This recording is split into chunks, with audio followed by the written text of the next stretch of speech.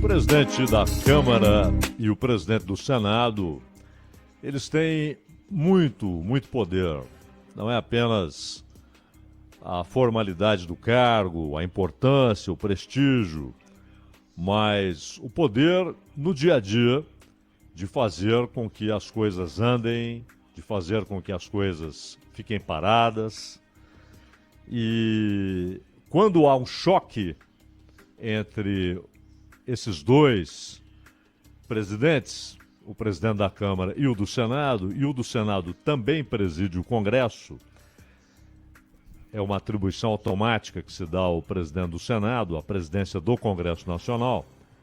Quando estão em choque, e principalmente quando esse choque atinge também, não é a única coisa, mas atinge também a tramitação de projetos, de medidas provisórias, a discussão a respeito de temas importantes, as coisas ficam paralisadas e com cheiro e cara de crise. Porque não é uma paralisação, como já vimos várias vezes, né? Aquela postergação para tentar mudar o resultado, porque o sujeito percebe, o presidente da Câmara às vezes percebe que o ponto de vista que ele defende não tem votos em número suficiente, então ele posterga para tentar ganhar mais gente, para tentar ganhar mais apoio. Isso acontece com frequência. Mas nesse caso, não é uma crise institucional, claro que não, porque é uma queda de braços dentro das regras, sob as regras, mas o resultado é muito ruim. Porque vale notar, isso é impressionante, a frequência com que ocorre na política brasileira, com que ocorre no Congresso Nacional, nas Assembleias Legislativas, nas câmaras municipais. O voto desprovido de qualquer análise do projeto que está sendo apresentado. Muitas e muitas vezes os parlamentares não votam a favor ou contra porque são a favor ou contra, mas porque foram atendidos ou não foram atendidos em suas reivindicações, em seus interesses. Ah, aquele cargo veio para o nosso partido, então vamos votar com o governo. O cargo não veio para o nosso partido, então votaremos contra o governo. E a essência do projeto, o que diz o projeto, que é o que de fato importa, se é bom, se é ruim, e é isso que o Congresso deve avaliar, é isso que cada parlamentar deve avaliar, isso aí vai para o espaço. Vai para o espaço. É impressionante. Um parlamentar vota contra um projeto com o qual ele concorda. Mas ele vota porque o partido assim orientou, porque o partido não recebeu os cargos que queria, ou porque ele não teve, pelo menos até aquele momento, a liberação de dinheiro para suas emendas parlamentares. E aí ele vota contra. Ou então ele vota a favor de um projeto que ele acha ruim. Porque o partido ou ele teve indicações acolhidas. Porque a verba dele saiu. Isso é uma expressão de degradação institucional. Aí sim há degradação. Não em picuinhas entre políticos, entre o presidente da Câmara e o presidente do Senado. Isso é normal, isso acontece desde que há parlamento. Né? Inevitável. E é normal, e faz parte do jogo. Agora, quando o voto não está associado à convicção do parlamentar, aquilo que ele apresentou aos eleitores como sendo suas bandeiras de luta como sendo o conjunto de suas ideias para a sua atuação parlamentar, quando isso não tem mais a menor importância e o sujeito vota a favor ou contra, ou porque suas petições foram atendidas, suas reivindicações foram atendidas, seus interesses foram atendidos, ou porque não foram. Ou então é o partido que assim se posiciona. Ó, nosso partido vai votar contra, porque aqueles 2 ministérios não ficarão com a gente. E era o acordo, então a gente queria isso, a gente relacionava diretamente a concessão desses ministérios aos nossos votos no Congresso. Não recebemos, votaremos contra. Não importa o que é. Se é bom, se é ruim. Isso se torna irrelevante nessa falta de lógica, nesse comportamento degradante, corrosivo. Isso corrói. Não é algo que fica ali no tempo e no espaço, né? Limitado àquele momento, àquele acontecimento, àquele projeto. Vai se tornando um modo de operação. Se repete dia após dia, legislatura após legislatura. Vira algo normal, é assim mesmo. Aí está o elemento corrosivo. A banalização de uma relação que se torna desonesta. Porque todos eles, do Rodrigo Pacheco ao senador que acabou de ser empossado aí para o seu primeiro inédito mandato, do Arthur Lira ao sujeito que pela primeira vez entra na Câmara dos Deputados e entra como deputado, recebeu votos, foi eleito, está lá pela primeira vez, não tem muita ideia de como funciona. Todos eles, os mais experientes, os que têm mais poder lá dentro, os que têm cargos mais importantes, todos eles são meros delegados do povo. O poder que eles têm é um poder que foi delegado, foi entregue a eles com prazo determinado e com um compromisso que é estabelecido no processo eleitoral. Esse cara está lá para defender tais bandeiras, por isso votamos nele. Aquele outro convenceu outro grupo de eleitores que se identificam com outras bandeiras e lá está também. Isso é fantástico. Esse é o parlamento saudável.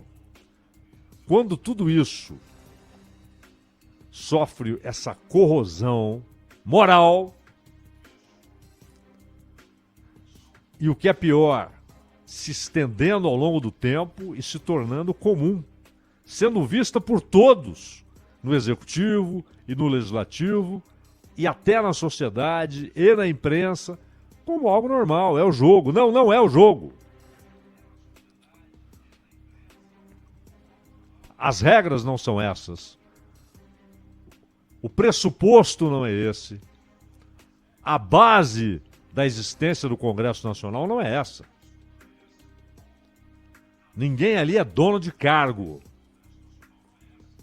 Ninguém ali é senador vitalício ou deputado vitalício ou recebeu o cargo por herança. Não é transferência dinástica de poder, poder de legislar. É uma delegação. E aí, nós temos a nova legislatura com quase 2 meses e está na hora, passou da hora, de o Congresso trabalhar e dizer, inclusive, o que pensa das medidas provisórias que lá tramitam. Para se ter uma ideia, muitas ainda do tempo do Jair Bolsonaro. e que até hoje não foram votadas. Tanto que o Arthur Lira anunciou um esforço concentrado para a votação na Câmara das 13 medidas provisórias restantes editadas por Jair Bolsonaro. Então ele quer que nos próximos dias o Congresso diga sim, diga não. E no caso de medida provisória, vale notar, ela entra em vigência, porém, ela simplesmente deixa de valer, simplesmente se não for avaliada, se não passar por votação. Se o Congresso ignora aquela medida provisória, ela perde o valor.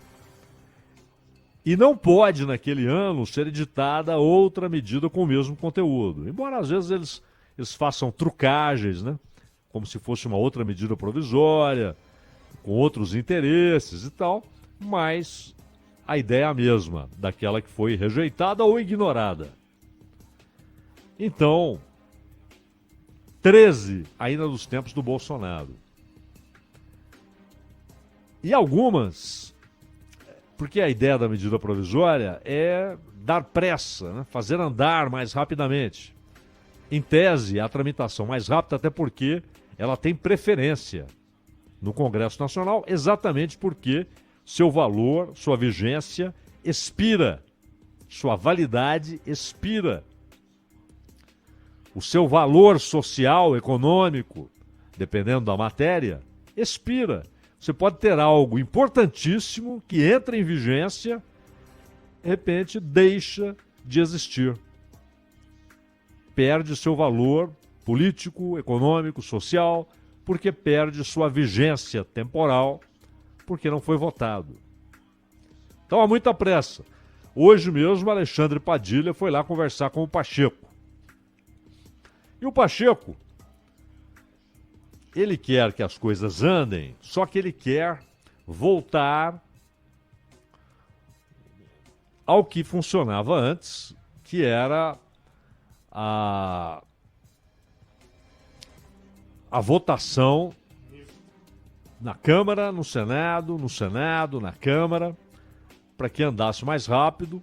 Então, os 81 senadores estão avaliando algo aqui, os 513 deputados avaliando e votando outra medida provisória. A que foi votada no Senado vai para a Câmara e a outra faz o caminho inverso, vai para o Senado. Você ganha tempo. E a Câmara não concorda, porque durante a pandemia, só ela foi capaz de manter o funcionamento suficiente para a votação de medidas provisórias, para dar início à votação das medidas provisórias, e o Senado dava ressonância ou não à decisão da Câmara. Lira e Pacheco nunca se entenderam bem, só foram coincidentes na defesa das emendas de relator, né? Orçamento secreto, RP9, como queiram chamar. E mandaram cartas, ambos, cada um escreveu a sua, para o Supremo Tribunal Federal, mas não resultou naquilo que eles esperavam. O Supremo entendeu corretamente, que aquele mecanismo era contrário à Constituição. Ia de encontro ao texto constitucional, feria o texto constitucional. E aí, esse é o papel do Supremo, defender a Constituição. Se você tem algo, não importa se é aprovado pelo Congresso, pelo Presidente da República, mas incompatível com a Constituição, prevalece a Constituição. Então, atiraram aquilo pela janela.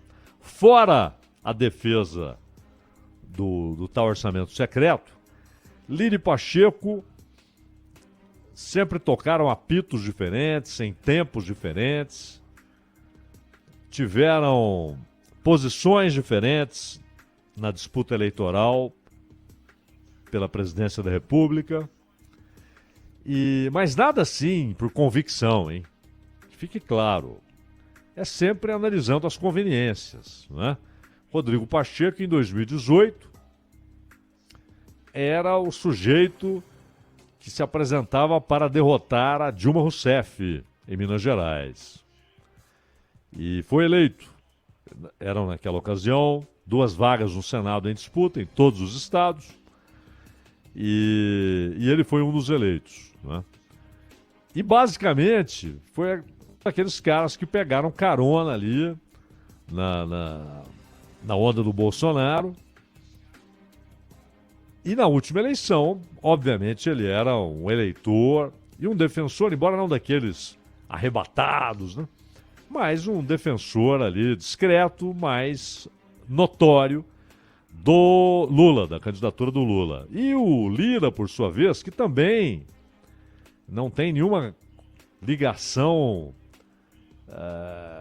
apaixonada, né, com o bolsonarismo, não é eleitor do Bolsonaro por convicção, mas era o que lhe interessava, não é? Era o cenário que mais lhe agradava para os seus interesses. Então, ambos votaram assim. E para apimentar o negócio, entra em campo o Renan Calheiros. E o Renan Calheiros, ele odeia o Lira, a recíproca é verdadeira, porque eles disputam áreas de influência, esferas de influência em Alagoas. Disputam eleitores, disputam cargos, disputam controle sobre instituições. Não é só voto, não. A coisa se alarga no poder. E o Renan, mesmo sendo hoje o Lira um cara que o Lula quer cada vez mais próximo, claro, ele enxerga no Lira o poder que há na presidência da Câmara. Então ele quer agradar ao Lira, ele quer ter o Lira como aliado. O Pacheco ele já enxerga como aliado, o Lira ainda não. O Lira sempre faz questão de mostrar, peraí, ainda não tá legal. Vocês não têm maioria, vocês não aprovam nem coisa simples aqui que dirá proposta de emenda à Constituição. Como quem diz, vocês precisam de mim. Se eu não apoiar, a coisa não vai andar. O Lula sabe disso e quer relação pacífica, amistosa com o Lira. E o Renan Calheiros é um problema nessa relação. Inclusive nesse caso aí, Câmara e Senado, em que ele entrou atirando, e aí o Lira respondeu atirando, né? Com direito ali a ofensas pessoais e tal, de lado a lado. Ou seja, levaram para a relação Câmara e Senado, um é senador, outro presidente da Câmara, levaram as disputas de Alagoas entre Renan e Lira. E isso, claro, virou um problema também para o Pacheco. E o Pacheco quer fazer com que as comissões mistas funcionem e, inclusive, para que haja o avanço das medidas provisórias. E aí, qual é a resposta do Lira? Não, o pessoal do Senado está contente, o pessoal do Senado tem pressa, porque o pessoal do Senado foi atendido. Lá tá cheio de gente que tem ministério. Inclusive o filho do Renan. Eleito senador, mas virou ministro. Né? Isso aí era fácil de resolver, né? É o seguinte, você foi eleito para o Legislativo, você quer ir para o Executivo? Tá bom, só que a cadeira não é mais sua no Legislativo. E não é o suplente, não. Porque às vezes o cara já deixa o suplente ali, que é marionete. É eleição. Aquela cadeira vai ser disputada de novo. Esse é o correto. Agora o cara é senador, é ministro, quando precisa vai lá no Senado, vota, aí retorna ao ministério. Ele é as duas coisas, ele é executivo e legislativo. Ele vota quando quer. É exonerado, vai lá, volta e é vota, volta e é readmitido como ministro. Se bem que até nisso tem traíra, né? Lembra no governo da Dilma, né? O sujeito sai para ir lá votar e vota pelo impeachment, né? Não tem vergonha na cara, né, pô? Fala, ó, eu tô saindo do governo porque eu acho que esse governo não tá bom, não tá bem, não tá fazendo a coisa certa, merece sofrer o impeachment e eu vou lá votar pelo impeachment, então eu não sou mais ministro. Mas, ó, eu vou ali e volto. E quem diz isso é porque vai votar com o governo, lógico. Por isso é exonerado ali para ir lá votar e voltar. O sujeito vai lá e vota contra o governo do qual ele faz parte. Então, esse ambiente tem promiscuidade, tem traição a todo momento. Isso é muito ruim, porque o que importa ao país não é a relação pessoal, não é se o Lira gosta do Renan, se o Renan gosta do Lira, se o Lira gosta do Pacheco, de quem o Pacheco gosta. Não é. Não é a quadrilha do Carlos Drummond de Andrade, né? Não é fulano que gosta de ciclano, que gosta de Beltrano, que gosta de toda a quadrilha. Não é isso. O que importa não é se um gosta do outro, mas se o parlamento faz aquilo que é pago para fazer. Se o parlamento entrega para a sociedade aquilo que da sociedade ele recebeu como atribuição e função. E, no entanto, aquilo que é delegado não funciona de fato como poder delegado. Os caras se apoderam e passam a estabelecer um funcionamento do parlamento, do legislativo, de suas atividades, de seus votos, com total dissociação da sociedade que os elegeu. Onde está a representatividade? Quando eu voto, não de acordo com a qualidade que eu vejo ou deixo de ver no projeto ou na medida provisória, mas voto porque o meu interesse foi atendido ou não foi atendido, o interesse do partido foi atendido ou não foi atendido, onde está a representatividade? Então, não importa para a sociedade se o Lira gosta do Pacheco. O que importa é que eles cumpram com suas obrigações. E entre elas está avaliar aquilo que lhes é apresentado. Podem votar contra, é óbvio. Chega lá uma medida provisória, não, isso aqui é muito ruim, isso aqui é ruim para o país. Não é para mim, é para o país, eu voto contra. Olha, eu não gosto desse governo, mas essa medida provisória é boa. Isso aqui vai fazer bem para o país, eu voto a favor. Ó, chegou a MP do Bolsa Família, isso aqui não dá para ficar adiando. Isso aqui tem um impacto social, vou votar. Agora, esse projeto é bom, mas não vou votar não. Ou então vou votar contra, porque não me atenderam. Onde está a representação? Que é o elemento essencial, fundamental, é o fundamento da democracia representativa. Representativa. Se essa representação é quebrada, você está abalando o fundamento da democracia representativa.